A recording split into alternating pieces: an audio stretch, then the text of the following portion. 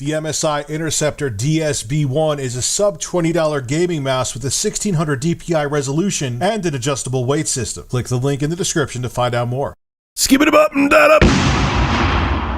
What's going on, ladies and gentlemen? Real quick, I just want to make a quick announcement. In the description below, I will have a link to my other YouTube channel where I temporarily have episodes of the Rich and Red podcast. It might become permanent. We'll see how it goes. But I just want to make the announcement that the shows are uploaded there. All 5 or 6 episodes, I'm not sure how many there are up there. So you could check them out. You could see if you like the show. And if you like the show, from there you can support it. We do have a Patreon for the Rich and Red podcast. I'll have a link below to that in the description as well. But again, if you want to see the video versions of the podcast, I'll have a link to the YouTube channel below in the description. You can check that out and see if you like it. There you go. A lot of people asked. Now you can actually see if you like the show or not. So Super Mario Run. It's a game that you could get now for both iOS and Android from Nintendo.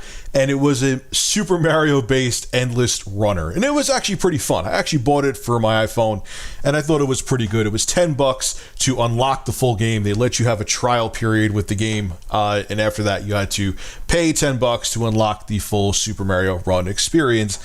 And I liked it. You know, I'm not really a huge fan of endless runners, but they added enough of the Super Mario flair to it that it felt a step above the typical endless runner that you get on smartphones. Well, even though Super Mario Run was well received, it didn't meet Nintendo's expectations sales-wise. It was downloaded well over 150 million times, but approximately only 5% of people actually bit the bullet and bought the full game. And like I've explained before, that's because people who play games on smartphones or smart devices are used to either paying nothing for it and the developer makes money through ad revenue, or it's free to play and people play the game for a while and they may have to purchase small things here and there, or games just cost next to nothing. They'll be $1.99 or $2.99 on the Google Play Store or on the App Store if you have an iPhone. Now keep in mind, for the normal developer, for the normal indie developer that makes games for smartphones, 5% of people purchasing the game out of around 100 million downloads, they would be like, oh my god, we're making bank. But for Nintendo, it didn't meet expectations. So remember, 5% to you and I, when there was well over 100 million people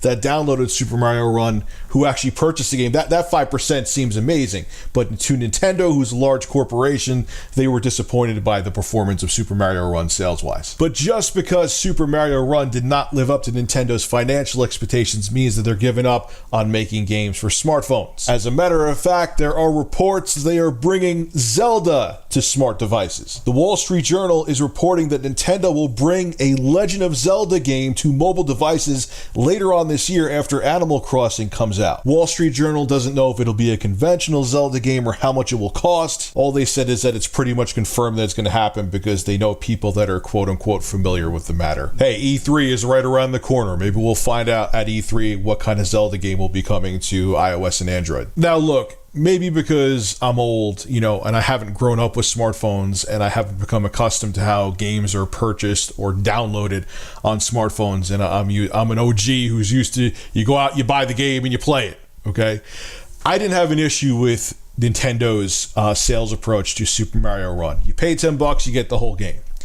But if you're someone who's used to, I go and download a game from the App Store on my iPhone or Google Play on my Android phone, and I'm used to, you download it and you play it, and if you're really into it, then you could spend a little money, or you just spend $1.99 or $2.99 and you're good to go. So for that demographic, when they saw Super Mario Run going for $10, it was like, whoa, that's a lot of money to spend on an iOS or Android game. I'm used to either spending nothing or maybe a couple bucks at most. Why do you want me to spend $10, Nintendo? And that's what I think hurt the sales of Super Mario Run in the long run, no pun intended there, is that the demographic that Nintendo was trying to sell to wasn't used to spending that kind of money on a game. I know there are other exceptions like Square Enix has Final Fantasy games that go for like $15, which I even think is ridiculous. But like I said, most games are either free to play, or you spend $1 or $2 on them, maybe $3 at the most.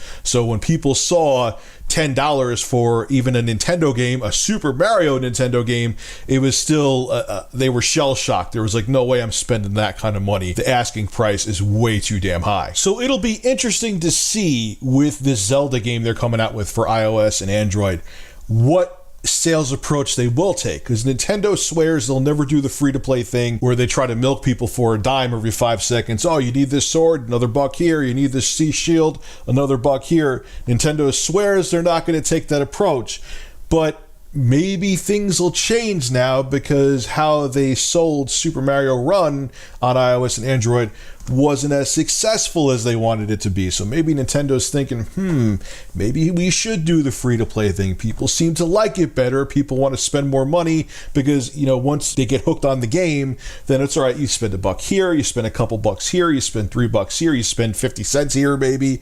And human nature's funny.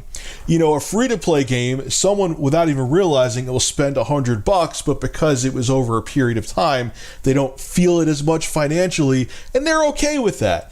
But if you that same person, if you ask them just to spend $10 up front and they get access to the full game, oh, that's too much money. But that's how the human condition works. And if you slowly rob someone for a lot of money, it's okay. But if you only take a little bit of money up front, oh, that's too much money because I actually see the amount of money you're actually asking from me. Whereas if you nickel and dime me, I don't notice it initially, so I let you get away with it.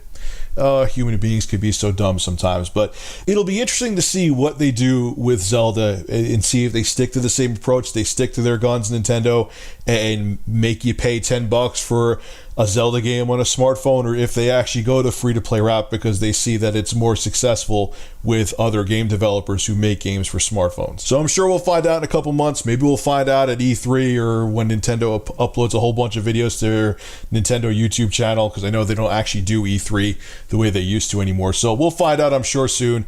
And it'll be interesting to see if it's a full-fledged Zelda game or if it's like a cut-down version of a Zelda game where, maybe it's like a card game or something. Who knows what they'll do. But I'm interested to see how they handle the Zelda franchise on smartphones. This is Rich, Review Tech USA, signing out. Have a good one.